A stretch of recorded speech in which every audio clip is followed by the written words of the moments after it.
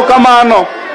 Party leader wetu Bwana Oburu Oginga pamoja na ofisi yako ikiongozwa na Mama Gladys Wanga ambaye ndio chair lady, tunawakaribisha Migori. Na tena tunawapa baraka zetu kama watu wa Migori, mukienda mezani pale kunegotiate na watu wa UDA, hebu waambie sisi tunataka mnyama ikatwe katikati. Tutaanza kwa mkia mpaka kwa shingo. Maybe ile tunaweza ongelelea baadaye ni kichwa peke yake. Otherwise ni nusu bin nusu. Na wale mawaziri wetu wale wako kwa ofisi, tafadhali mwaga pesa hapa Bwana Mbadi ndio zile mabarabara ziweze kutengenezwa. Ya mwisho ni kwamba viongozi wetu wa Migori tuache kuharibu time tukipigana. Hebu tutumie time yetu tukishikanisha watu wetu ndio chama iwe imara.